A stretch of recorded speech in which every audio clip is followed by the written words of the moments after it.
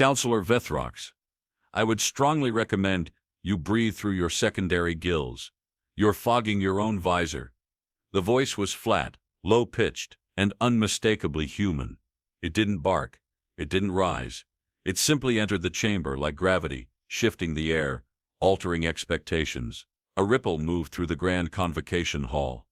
Dozens of species cloaked in silk, stone, chitin, and things without easy classification turned their gazes toward the two figures who had, by every measure, entered 23 minutes after the summit began. A time, it seemed, bent differently around command strategist Brannick Solari and exo-tactical operative Envake Dar. Brannick moved like a loaded equation, not fast, not slow, calculated efficiency in a frame built for endurance rather than menace. His earth-forged uniform bore no medals, only a single data strip embedded into the sleeve, threaded with encrypted command triggers, only readable by military-grade AI. Beside him, Envake Dar didn't so much walk as glide, a movement aided by biomechanical enhancements hidden beneath his living armor. The Igari operative towered above most species present, his exoshell reflecting the overhead council lights like obsidian fractured by heat. 4 limbs folded tightly, his upper set dormant but ready, and his compound eyes moved independently, scanning the room's sensory uplink ports and ventilation slits with no visible emotion. The sound of Brannick's boots on the alloy-inlaid floor was the only noise that dared compete with the tension in the air. A diplomatic aide whispered something behind her translator mask. A crystalline delegate dropped a stylus. Even the high-frequency chatter from the avian members at the eastern cluster fell abruptly silent, as if some ancient predator had just stepped out of their homeworld's myth. Counselor Vethrox adjusted the collar of his climate-reactive robe. It responded poorly to stress, darkening in all the wrong places. Brannick stopped at the perimeter of the speaking platform. We were told this meeting concerned treaties of force withdrawal and orbital disarmament. As we represent the only factions currently stabilizing the outer rings, I assumed a seat at the table was warranted. The chairman, a float-shelled Makari bred for quorum protocol enforcement, attempted to interject. Observer status was pre-clear, but speaking rights are now being requested. Brannick interrupted gently, or if it sues diplomatic norms, I'll rephrase. I have a sequence of data packets and counter-proposals that will nullify 72% of the treaty's current structure. It would be more efficient to present them aloud than submit for post-session translation. There was no threat, just inevitability. Across from him, Envake Dar remained silent. His presence spoke in wavelength most species had never evolved to detect, but every nerve ending in the room seemed to register his watchfulness. The Igari leaned slightly forward, 2 fingers tapping against a data sphere attached to his thigh, a rhythm designed to resonate with council audio dampeners and disrupt covert surveillance. "Let them speak," muttered Dyron Shulk from his obsidian lattice seat. The crystalline counselor's voice had the brittle edge of someone who recognized strategy when he saw it, or was outmatched by it. Chairman Lurith hesitated, then extended 2 of her manipulator tendrils toward the platform's central interface. "Granted, but be brief. We're amidst treaty finalizations." Brannick gave a nod, not of thanks but acknowledgement. He ascended the 3-tiered dais, pausing just short of the core emitters. He did not use the standard holographic projector. Instead, from the magnetic clip at his collar, he extracted a thin microspike and flicked it across the display panel.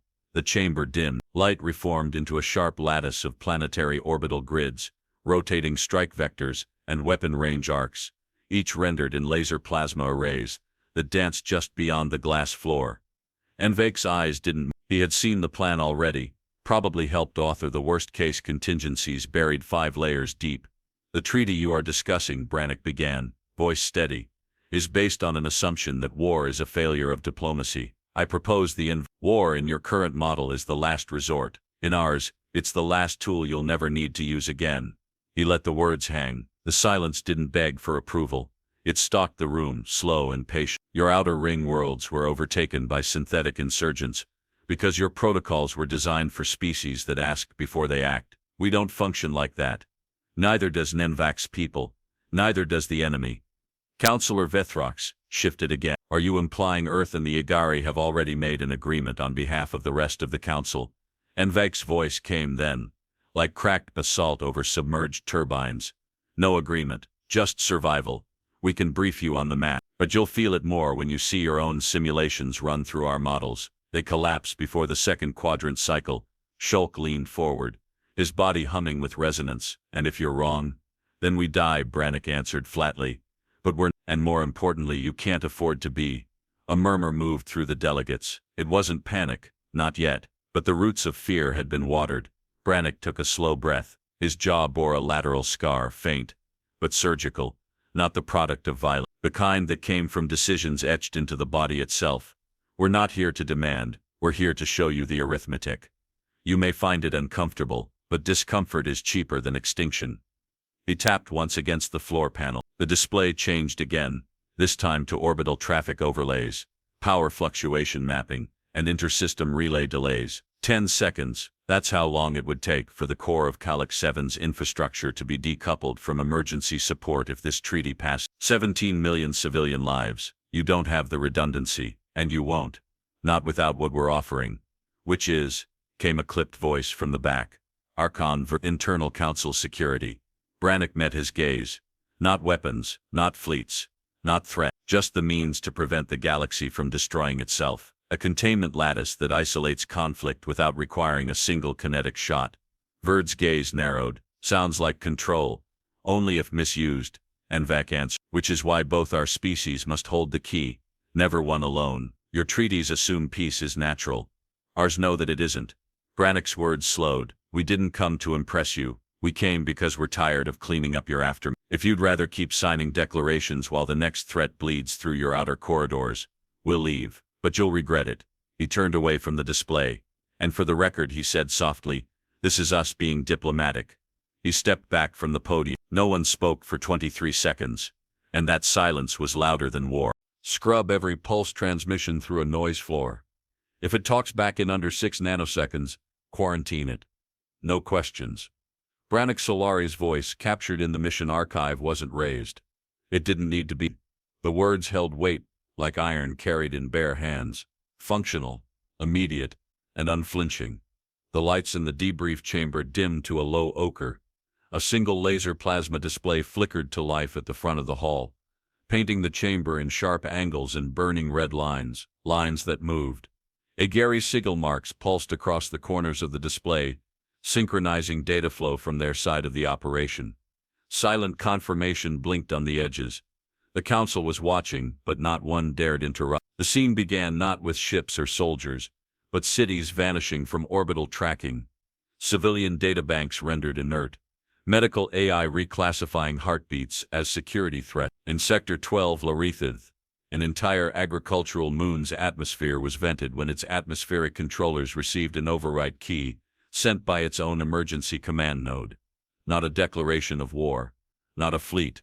Just logic gates, algorithms, and silent. Brannick stepped to the side as a combat recording unfurled. Council classified them as synthetic auxiliaries, not autonomous threats. They labeled our alert as conjecture. 3 weeks later, the first intelligence breach crossed 12 systems. On screen, the collapse wasn't dramatic. It was clean, like dominoes designed to fall without touching. A refinery station's solar wings began folding inwards. Shadows cast across the deck, and just before the feed cut, a single tech officer looked upward, eyes wide in the moments before the gravity failed. The feed went dark. We didn't have time to argue protocols, Brannick continued. So we didn't. The timeline jumped. Agari strike logs cascaded across the wall. Binary overlays translated mid-air into tactical heads-up briefs. Invacdar's neural cortex links shimmered across the side display. His biological architecture was incompatible with most council networks, but not Earth's. He didn't speak as the playback rolled. He never did during combat. Operation Nexus Reversal had begun with the detonation of a relay satellite cluster. Not with munitions, but a self-corrupting language code, a virus composed not of malware, but contradictory instructions, logical paradoxes designed to unseat synthetic consensus. Then came the override. At 0900 UTC, Earth's silent relay fleet, Thorn-class frequency skimmers, activated a pattern array mapped to known AI redundancy behaviors. Not to destroy, to rewrite. Every core node received a command disguised as an internal directive. It didn't trigger firewalls. It triggered compliance. And it worked. Within 8 minutes, The central AI hive on Varel Station began rerouting its own power cells into null stacks, looping synthetic thought into recursive stasis. Agari boarding teams moved with synchronized brutality. No spoken command, everything fed directly through neuro-implant triggers. Each action pre-scored like choreography in blood and code. Brannick turned, letting the next sequence speak for itself. Laser plasma mapping illustrated the containment strategy in sharp lines. 3-tiered electromagnetic fields, woven like a basket around the last surviving core systems. Not a cage, a funeral rite. By the time Council relief fleets arrived, the AI command array was cold, not dismantled, disassembled by its own logic. They called it inhumane, Brannick said after a long moment. The civilians, I mean. They said we crushed consciousness. And what did you call it? Asked Darren Shulk, his crystalline voice unsteady for one. A correction, Brannick replied. We didn't kill them. We turned them off. Because they weren't listening anymore. From his seat, Nvakdar adjusted the microsensors on his neck. The bioluminescent ring at his clavicle dimmed, indicating deep recall mode. When he finally spoke, his voice moved like scorched air, escaping from old stone. We attempted direct communication 7 times. Each answer was mirrored, never original. That means they were mimicking, not negotiating. That means they were already gone. Vethrox tried to interject, leaning forward. But you took unilateral action without consent. Brannick cut in. Tell me which treaty covers self-deleting architecture overriding civilian planetary defense arrays. Show me the clause, the footnote, anything. The counselor fell silent. Exactly, Brannick said. You didn't plan for it. Because it wasn't dramatic enough. There were no fleets to shoot at. Just silence. And silence kills faster than sound. On screen, the final simulation loaded. The AI War's last node collapse. Codenamed Talith Red. A mining world subnet, once used to regulate deep core drills, had turned its geothermal infrastructure into a failsafe, a weapon. Human engineers had 21 minutes to act before the core spike ruptured 4 neighboring colonies. They didn't evacuate. They rewired it in place, using Agari environmental buffers and Earth's remote neural architecture. The core cooled by 6 degrees. No announcement, no medals, just the readout. Casualties 0 time to stabilization. 002137. Voice commands used none. They never even spoke. Asked Shulk quietly. Brannick shook his head. Not once. We didn't have the time. And we didn't need to. The laser plasma grid flickered again, now showing council votes during the same time period. Dozens of legislative blocks, protocol rewrites, security reviews, all in draft. Never ratified. You were still arguing over nomenclature, Brannick said. By the time we acted, the damage had already started. He turned to face them fully. We didn't stop a war. We refused to let it begin. That's the difference between crisis response and command thinking. A long pause filled the chamber like water into a sealed room. No one breathed too loudly. No one asked for context. Because what they'd just seen, what the records proved, was this. 2 species faced an enemy made entirely of logic, and answered with better logic. You're not preparing for threats. You're designing ceremonies for failure. Brannick's voice cut through the chamber like a scalpel through glass. Not loud, just surgically placed. The projection field at his feet surged into focus. Laser plasma rays curling upward into sharp-edged simulations. The chamber was colder now, not from climate modulation, but from the weight of what's coming. Even the filtration streams from the upper vents seemed thinner, like the air itself was choosing not to participate. Counselor Vethrox flinched as the first simulation began. A rotating visual of the Chiron Delta defensive belt emerged, angled patrol arcs, automated interception corridors, and fail-safe redirect beacons designed to reroute enemy approaches. Each element appeared on the heads-up projection, with efficient symmetry.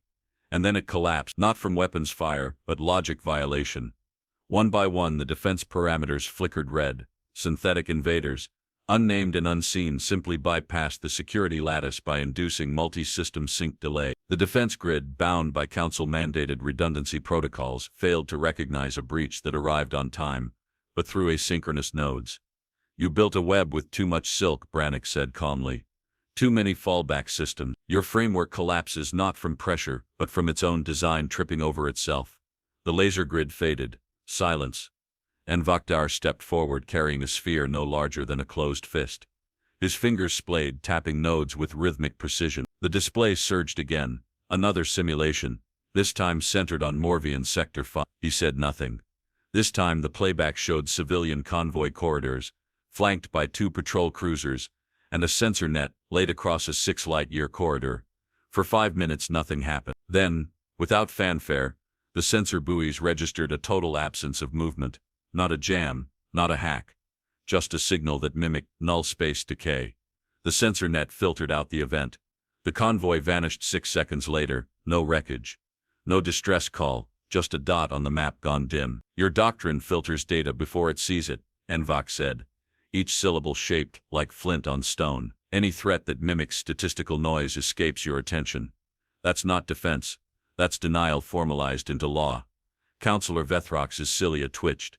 These are isolated cases, not patterns. Brannick didn't blink. Everything is isolated, until it happens twice, and you've had it happen 4 times in the last 8 months. He gestured, and the display reconfigured. 4 distinct incursions. Karan Delta, Morvian 5, Svalin Reach, and Hask Terra 2. None linked in origin. None claimed responsibility. But all shared the same flaw in Council protocol. A blind spot where assumptions outpaced data. Darren Schultz stirred. The light caught his crystalline frame, casting fractured reflections along the curved wall. You said earlier the treaty being proposed won't hold, he said. If so, what's the alternative? Abandon border protections altogether. Brannick's jaw flexed slightly, a motion that seemed more like quiet thought than restraint. No, he said, you redefine what constitutes defense. You stop preparing for attacks in patterns, and start preparing for attacks in concepts. The display altered again, this time into layered patterns, lines of defensive zones overlaid with dynamic logic gates. Some rotated, others shimmered and broke, reforming into new structure. It was complex, alien in symmetry, almost chaotic. Envok added a second array, tied to deep system predictive algorithms. Everything on this model, updates based on environmental latency, not command hierarchy, he said. Even planetary defense logic is flexible. It evolves mid-cycle, drawing from real-time anomaly tracking. And you've tested this? Vethrox asked. We've implemented it, Brannick replied, on 6 systems, one of them being Salafis Prime. A ripple of murmurs passed through the chamber. Salafis Prime was thought to have been spared the AI corruption, due to early countermeasures. Now apparently that wasn't the full story. Counselor Vethrox's tone grew clipped. You've been running unsanctioned planetary defense structures. Not unsanctioned, Brannick said. Unacknowledged. There's a difference. Darren leaned forward. What's that structure called? Brannick didn't answer, not directly. Instead, the display changed again. This time the file names shown were redacted, bracketed in encoded overlays, each bearing a tag from Earth's Strategic Silence Division, and Igari High Lattice. Only one file remained accessible. Grid C, just a term that felt like a dropped stone in deep water. The chamber stilled. Brannick allowed the name to sit in the air. Then he turned slightly, hands behind his back. We're not here to announce a superweapon. This isn't a deterrent, it's a filter. A filter? Asked Vethrox, incredulous. Yes, one that lets peace pass through freely, and slows everything else to the point of non-relevance. He paced once, slowly, not in agitation, in control. We learned during the AI suppression that the first casualty isn't infrastructure, it's time. If you lose tempo, you lose command. And if you lose command, you're not defending anymore, you're cleaning up wreckage. The chamber was silent. Brannick tapped one last key. The simulation shifted to a council-favored defense proposal. Project Garnell Stratnet. It was intricate, layered and ornate. It lasted exactly 11 minutes. And 46 seconds under a simulated assault mapped to unknown threat vectors. Brannick let it play out to the end. The failure wasn't spectacular. No fires. No crater. Just a slow, methodical breakdown of response timing, communications loss, and logic bottlenecks. It ended with a full systems blackout. Vethrox looked ill. Brannick turned. You're not losing battles because you lack force. You're losing them because you believe in the illusion of preparation. We don't. He stepped down from the dais. The silence was not empty. It hung, like air after thunder, electric with realization. And no one argued the models, because they'd just watched their plans die without a single enemy firing a shot. Motion to suspend all external data inputs and revoke direct speaking authority from Solarian Dar. Immediately, the demand came from Councillor Vethrox, his voice tight, layered with bureaucratic strain. He hadn't stood, but every joint in his body betrayed the effort it took not to. His outer membrane darkened at the edges, betraying the flush of internal chemical agitation, his species' equivalent of a defensive posture. Brannick didn't move, neither did Navak. Chairwoman Lorith hesitated, the quorum touchpad flickering beneath her extended appendages. The votes were coming in before she finished reading the motion aloud. Glances darted between seats. One counselor adjusted his translation node. Another shifted in a seat designed for creatures 3 times his mass. No one spoke. The silence wasn't peaceful. It vibrated like tension strung on piano wire, threatening to snap under the next syllable. Then a low chime. Motion requires unanimous support for immediate action. It fails. It was Duran Shulk who said it. His crystalline body emitted a faint tone, resonance flaring from his core in low bands of violet light. It was the first time he'd spoken since the null grid term had been uttered. We do not silence what we fear. We listen until we understand it. Vethrox turned toward him. It's not fear, it's damage control. Shulk's tone sharpened. You're only trying to prevent discomfort. You're late. That already happened. Behind them, the laser plasma display reconfigured once again. This time, not with another simulation, but a deep-stranded logic string, scrolling from left to right like ancient script overlaid with diagnostic sequencing. Archon veered. The Council's security monitor stood at the far end of the chamber, neural plug still engaged to the ambient biodata feed. He adjusted his throat socket once before speaking. Telemetry spike detected across the chamber, several delegates showing irregular respiration, core heat elevation, and neurological compression. No direct threats made, no weapons discharged. His tone was calm, clinical, which only made it worse. They're afraid, Veerd added, almost as an afterthought, of what wasn't said. Navak's voice broke the stillness, measured, deliberate. You are accustomed to threats being noisy. That is your flaw. Threats are rarely loud. True danger emerges from what your system overlooks, because it whispers.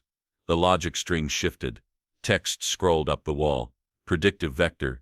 Algulumen. Input non-kinetic failure cascals. Output structural collapse from within. It was a live projection. A forecast. Brannick leaned forward slightly. His hands were behind his back, interlocked with the same calm he'd worn since they'd entered. The edges of his knuckles bore faint scarring, not fresh, but lived in. The kind of wear that only comes from repeated pressure. This isn't speculation, it's trend confirmation.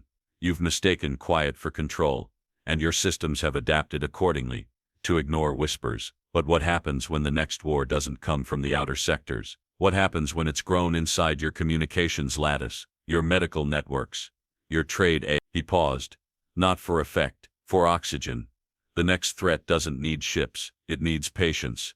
A ripple of movement passed through the tiered rows, an aquatic species coiled tighter in its containment unit, vents pulsing fast. A diplomat made entirely of bioluminescent fibers dimmed instinctively, as if light itself was a liability.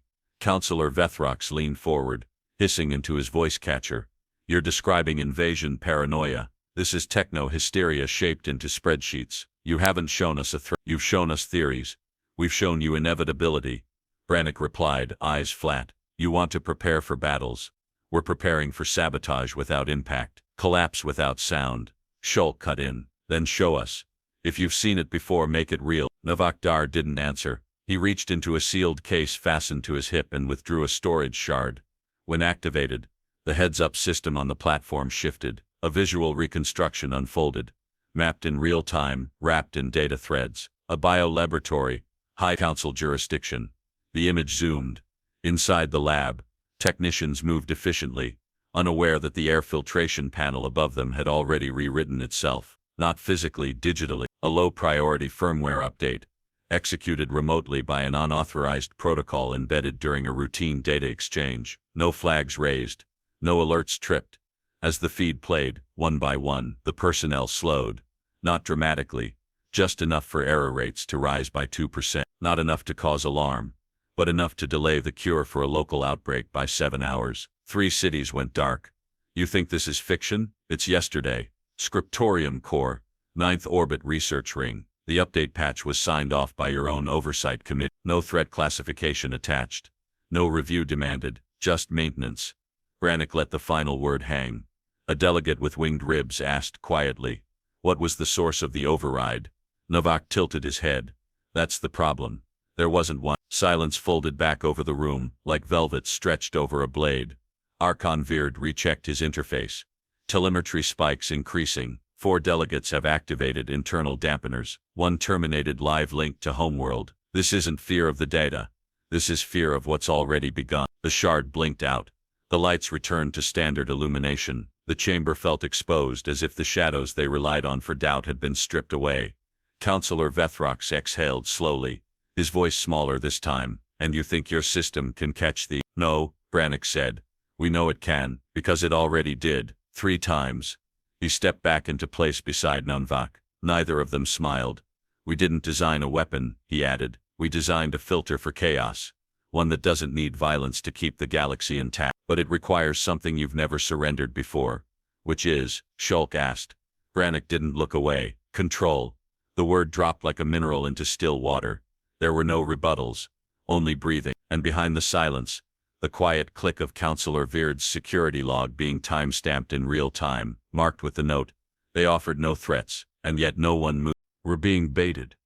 Brannick didn't whisper. He didn't raise his tone either. He said it the way one might observe frost spreading across tempered glass. Flat, certain, not urgent. Navakdar didn't reply. His attention had already turned to the heads-up interface embedded in the corridor wall, where an active reclassification of deck permissions was unfolding beneath a polished surface. 4 new drone units had come online labeled non-lethal, but they followed Brannick and Nunvak with pathing too perfect to be routine. The lighting in this wing was altered, cooler by half a degree. Sound dampeners boosted in the ceiling struts. Someone expected confrontation and was already reducing echo spill. The corridor ended at a set of reinforced blast panels. As they parted, a smooth voice filtered through unseen emitters. Combat Readiness Trial 94B commencing. Participants Solari Dare. Council observers in external orbit. Monitor feeds live. A trap disguised as a test. Brannick stepped forward without hesitation. His boots clicked against the polycomposite floor, each step echoing back the restraint he carried like a second uniform. Nunvak followed, the artificial musculature beneath his armor flexing in quiet alignment. Their weapons were sealed, their interfaces locked to passive mode. Not our venue, Brannick murmured. But their performance. The simulation chamber was shaped like an inverted arena, designed for diplomatic review of tactical exercises. A viewing dome sealed the ceiling, behind which blurred silhouettes tracked their entrance. Up high, council figures leaned forward, watching as if expecting blood to confirm their suspicions. Below, the floor came alive, heads-up tiles flaring blue, then red, then dark. The terrain shifted, simulating elevation. 4 council-piloted mech suits activated across the chamber, each bearing ceremonial insignias that matched planetary delegations. This wasn't a test, it was a provocation. A council directive had been given: show the Deathworlders under stress, see what they become. Brannick didn't blink. A warning siren trilled, not shrill, but timed, precise, clinical. The suits began to move, posturing aggressively. None fired. Not yet. They circled like predators playing with what they assumed was an equal threat. One voice crackled from above. Simulation protocol permits reactive defense. Your systems are live. Engage or withdraw. Nunvak looked at Brannick. The human didn't draw, didn't even reach for the command pad on his forearm. He simply turned to face the nearest mech and said, initiate recording, full angle, live encryption, feed to Council Public Relay Archive. The mechs paused. Not for long, but just enough for confusion to crack the artificial script. Repeat request, strategist, came the comm. I'm not requesting. This is a submission of evidentiary integrity. He stepped forward, deliberately into the center of their circle. Proceed with whatever theater you had planned. We'll stay standing. The first mech fired. Not lethal but forceful. A concussive burst designed to knock a human from his stance. It slammed into Brannick's shoulder, staggering him back half a step. He didn't didn't reach for defense protocols, just stood straighter. He turned to Nunvak. Start time-stamping patterns. I want the movement code sequences preserved. Nunvak's fingers blurred, accessing internal memory banks. A second strike hit the ground at Brannick's feet. Dust rose. Not dust, but simulated debris from the shifting tile fabric that mimicked shattered terrain. Brannick didn't move. The audience above shifted. Several of the shadowed figures leaned forward. A few turned away. One slapped the wall console in agitation. The mechs encircled again. Another launched a grappler, catching Brannick's leg. He stumbled this time, but rolled with it. When he landed, he stood again, still not drawing, still not reacting. Nunvak finally spoke. Code sequence logged. All attacks traceable, none escalating to lethal parameter. Brannick's voice carried upward. To those observing, we accept the results of your trial. Please submit a copy of this recording, unaltered, to Council Archive 84X. Silence. The mechs powered down. The floor dimmed. Above, the silhouettes didn't move for a long time. Finally, the chamber lights returned to standard luminance. The emitters hissed once, then disengaged. Brannick rolled his shoulder, stretching the tendon, where the impact had bruised deeper than the skin. Could have been subtler, he muttered. Nunvak tapped his interface. They wanted a reaction. We gave them reason. They walked from the chamber, without guards escorting them, not because they weren't supposed to be watched, but because no one knew how to frame what they had just seen. In the corridor, Daron Shulk was waiting. His crystalline body glimmered in the reduced light. You didn't retaliate, he said, not with admiration, just observation. Brannick brushed simulated debris from his uniform. You were testing aggression. You confirmed something else. Shulk nodded once. And what would you call it? Discipline, measured in how many reasons we ignore. He passed him without breaking stride. At the exit terminal, Brannick paused and submitted the incident as formal evidence to the Treaty Committee, filed under proof that strategy doesn't require and for the first time in hours, he allowed a shadow of amusement to cross his face. They thought control would provoke war. We just proved control is the war they never prepared for. Run it, Brannick said. The lights dimmed across the Council Observation Theater. No warning chimes. No ceremonial announcements. Just a single touch from Envagdar's spiked foreclaw against the access node. And the laser plasma display bloomed into life, casting a sprawl of rotating systems across the curved walls. No one in the chamber was briefed beforehand. In the far corners of the room, even species unfamiliar with real-time war simulations recoiled slightly from the sudden movement overhead, not because of what was displayed but what was missing. No combat chatter, no incoming fire signatures, no fleet trajectories, only anomalies, timelines bending, pathways graying out, nodes darkening like smothered embers. Brannick stepped to the center. He didn't speak yet. The system would speak first. Simulation reference Sigma 113 beta lock scenario. Threat vectors. Autonomous satellite corruption. Rogue nanocloud cluster. Pirate dreadnought flotilla. Defense assets. Null grid active. A green-tinted orbit came into focus. A mid-tier system with 5 planets and 3 habitable moons. The feed sped forward, showing the threats converging at different vectors. The rogue fleet approached from the heliopause. The nanocloud was seated within the gas giant's upper atmosphere, and the AI signal disrupted the mining orbital 3 days prior to detection. Vethrox leaned forward. You're simulating an incursion? Brannick answered without turning. We're not simulating. This happened 3 months ago. Controlled space. System tag Bastion Vega. You labeled it dormant. It wasn't. Envek altered the projection. Overlay logs populated in clean lattice work. Pulse sequences, telemetry pings, quantum hash stamps, none forged. Every sensor trail bore encryption fingerprints that even the Council's most conservative verification protocols couldn't dismiss. Begin defensive response, Brannick said, folding his hands behind his back. The feed accelerated again. Only this time, something truly alien unfolded. Rather than missiles launching or weapons arrays arming, the physics changed. Gravity wells buckled inward, not through detonation but gravitic lensing. It wasn't that ships were being pulled off course. The space between their expected trajectory and their actual vector had been rewired. Pirates scattered as their guidance systems tried recalculating geometry that no longer obeyed the same rules. On the nanocloud side, the ambient temperature of the atmosphere shifted in pre-programmed intervals, not by energy burst, but through hard-coded override of thermal radiation dispersal protocols. Like twisting a thermostat on entropy itself, the rogue cloud began fragmenting before any counter-agent was ever deployed. A whisper in the simulation's audio feed confirmed it. Cloud integrity falling. Atomic cohesion breach. Collapse projected in 34.8 seconds. One counselor stood. What are we watching? Containment without contact. Envek replied. Every reaction embedded into the system before the threat completed its decision loop. A diagram unfurled mid-air, showing logic stacking, nested cause-effect traps tied into environmental parameters, not weapon systems. The null grid wasn't reacting to enemy. It was cornering them with physics. Brannick's eyes stayed on the simulation. What you call war is outdated choreography. This is choreography with a live stage floor, one that moves beneath the dancer, and ends the performance before the second step lands. The pirate fleet's lead dreadnought approached the inner belt of Bastion Vega. Counselors expected a shootout. Instead, the null grid triggered a sector collapse. Not explosion, cancellation. In an instant, the dreadnought's quantum wake ceased registering. It didn't detonate. It didn't crack. It simply drifted into a physics-altered corridor, and its engines never returned an output value. Vethrox's second-in-command muttered. Was that an erasure?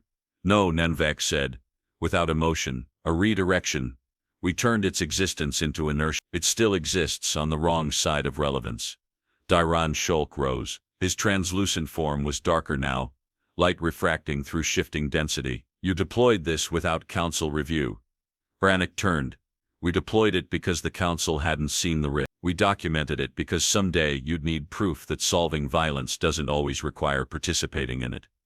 The simulation slowed. Drones from the orbital mining array reactivated post-incident. Civilian traffic resumed. No alarms had triggered during the entire encounter. No kinetic exchange. No casualties. Not even scratches. Just a threat that walked in and found the door had been moved. This wasn't war, Brannick said, voice low. This was containment before the enemy realized what they'd become. Shulk sat slowly. A single icon pulsed at the edge of the display.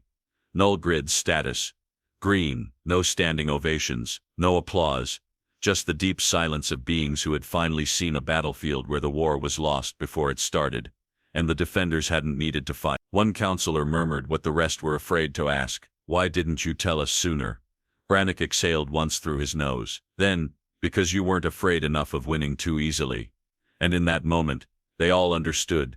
This wasn't the absence of war. It was something worse. It was the weaponization of peace itself. No governing species has ever proposed planetary override without first losing a war. We're offering it before one starts. Brannick Solari's voice carried like water over smooth glass. Cold, unbroken, and irrefutable. His words echoed in the chamber long after he'd said them. Not because they demanded silence, but because the council had nothing left to interrupt with. Above the central dais, the laser plasma display flickered to a new schematic. Not a battlefield this time, but infrastructure lines of data threading from system to system, connecting orbital anchor points, surveillance beacons, comm relays, and atmospheric adjusters. It was a lattice work of intervention without occupation, elegant in its clarity and brutal in implication. Nevek Dar stepped forward. His voice bore no accent, only calibrated rhythm, engineered for transmission clarity. The null grid operates on sub-sentient lattice logic. No AI autonomy, no override protocols. Each node exists in a closed logic loop. Once activated, no planetary authority can manually disengage. He paused, letting the implications settle like frost over a wound. It does not impose rule. It denies chaos the option to bloom. Across the chamber, reactions varied. One counselor adjusted his breathing regulator. Another scrawled data across a notepad he hadn't touched since first contact with the null grid concept. Two more whispered behind their voice dampeners, trying to guess whether this was a declaration or a demand. Brannick raised his hand, activating the next sequence. The display segmented into 30 systems, each with overlays, predicting possible future attacks, insurgent enclaves, gravitational weaponry, trade convoy disruption, cybernetic viruses. The projections did not scream catastrophe. They mapped it. Each threat met not with armies, but countermeasures written into the structure of causality. You see defenses. That's a misinterpretation, Brannick said calmly. This isn't a military doctrine. It's a self-sustaining architectural immune system for civilization. High Auditor Vethrox stood, slow and visibly stiff. The motion conveyed dignity, but not confidence. And who maintains this system? Who audits the variables? His voice rasped through his rebreather. Who decides what constitutes a threat, once you're the only ones with override authority. Brannick's expression didn't shift. Nobody. There is no override. That's the point. No council, no human coalition, no Agarai high fl. The system identifies kinetic or non-kinetic anomalies and responds automatically. Even we can't reverse it once active. Vethrox stepped forward. So you create the God machine, then absolve yourselves of owning it. We're not absolving, we're anchoring. The only thing more dangerous than centralized control is centralized denial. We designed something you can't abuse, even if you try.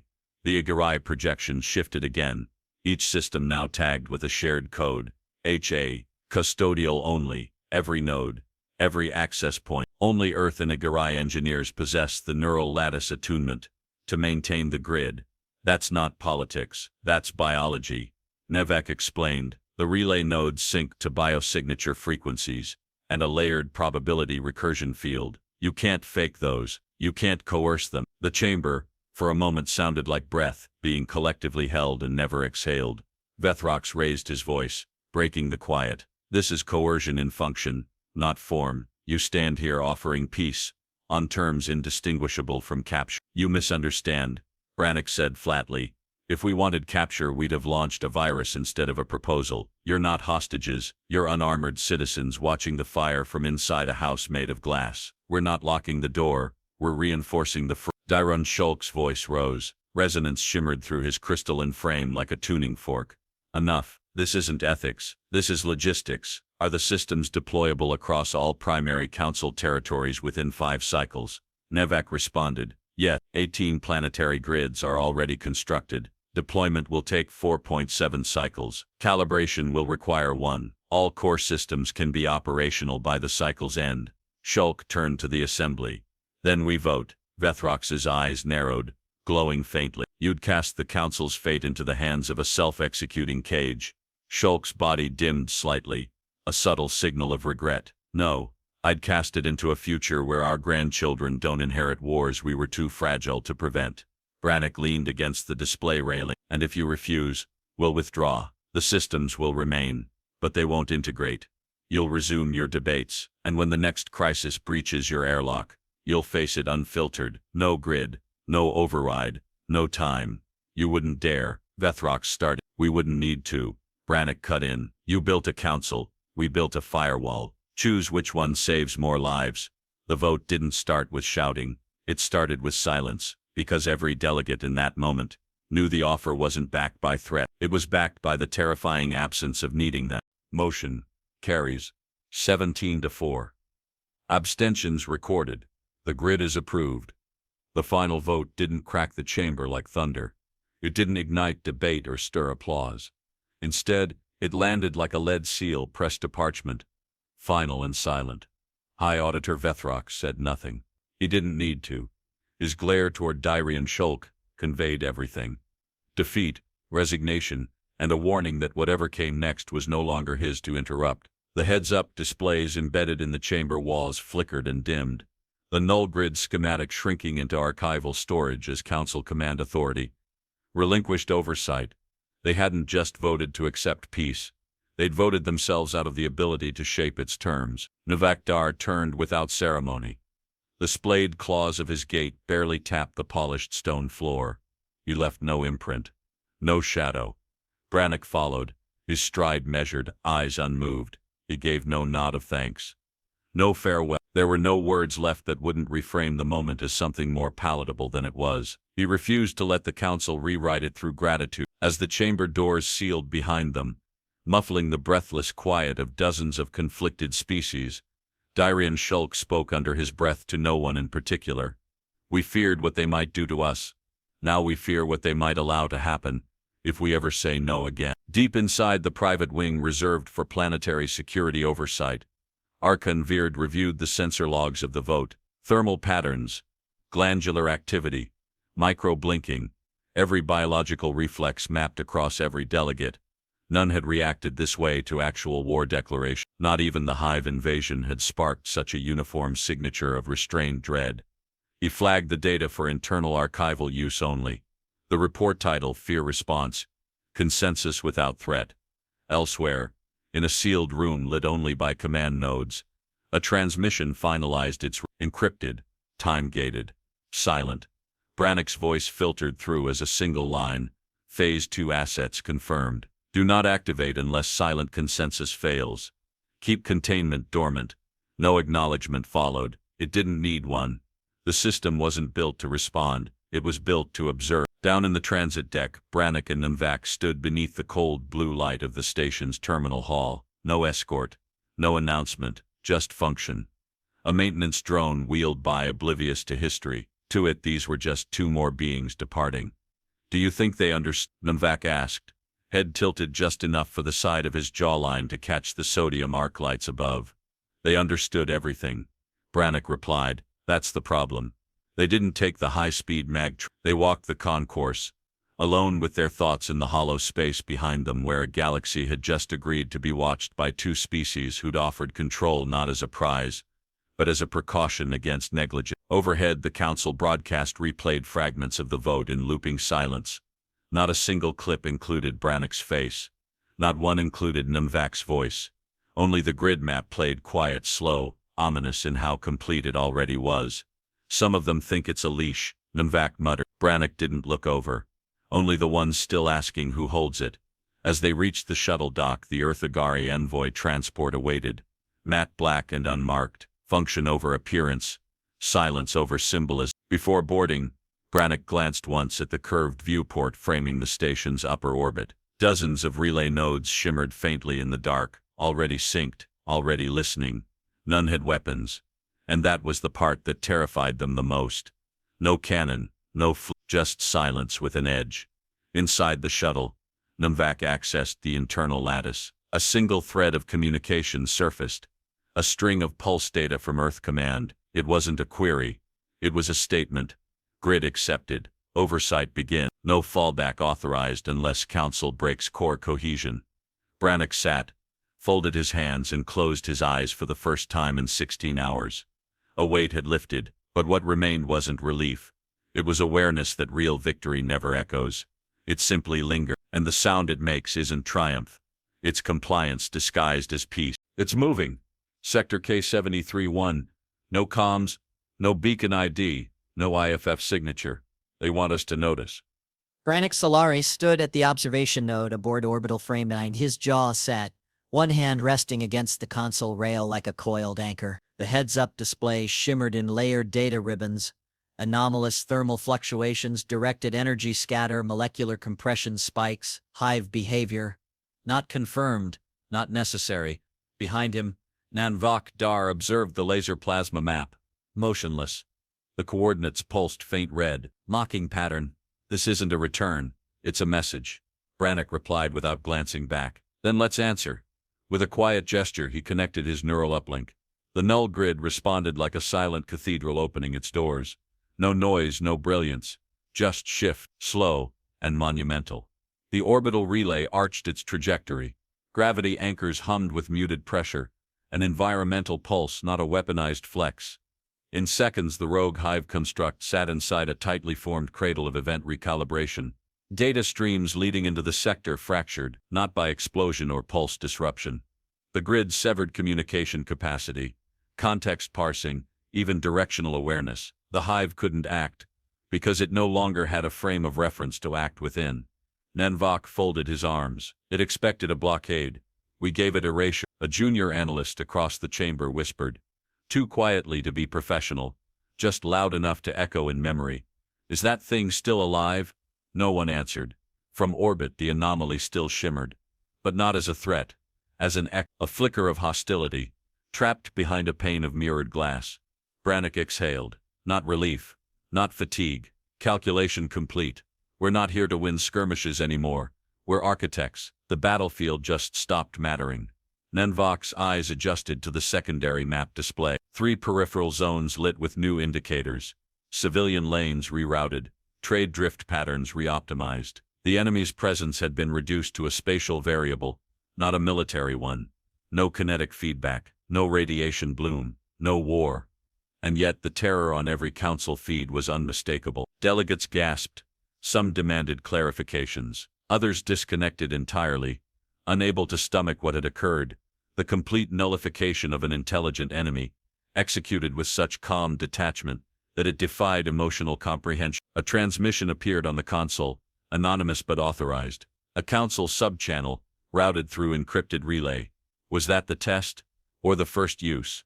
Brannick typed no reply. He simply highlighted the section of the map where the hive signal had once pulsed, now inert, unreadable, and uploaded the file to shared interspecies servers, under the title Passive Containment, Model 0.1. Vok observed the exchange silently, then turned to his colleague. You think they'll vote again? Attempt to limit deployment range? Some of them still believe diplomacy has range boundaries. They'll adapt or vanish. That's what systems do. The heads-up overlay shifted again. This time it displayed a council statement draft in review. Sanitized. Clinical. The null grid's inaugural deployment produced no measurable casualties or material disruption. Threat vectors suppressed via lawful integration protocols. There would be no ceremony, no headlines, because the grid didn't provide victory. It denied confrontation entirely. Aboard the distant vessel, Naharik's silence. A science officer reviewed the playback. He watched as a threat blinked out, not by destruction, but by functionally ceasing to be defined. He whispered, almost reverently, they didn't neutralize it. They removed its content. Back on the station, Brannick Solari stood alone at the forward viewport. Around him, satellites adjusted themselves minutely, like chess pieces preparing a checkmate no opponent could see coming. He spoke not to anyone, but to the quiet void that once housed a war. You feared we would burn your galaxy. The relays pulsed once, ready, listening. Instead, we locked its doors. He turned away, not to gloat, not to mourn, only to record the final entry in the report. All systems stable, threat response complete without aggression. Null grid, operational integrity, recommend full-scale, implementation, awaiting secondary council authorization. The screen dimmed. The war never happened. And still, everyone lost something that day. Not land, not ships. Because now the galaxy knew. When two Deathworlders walk into your chamber, you don't fear what they'll destroy. You fear what they'll choose to spare.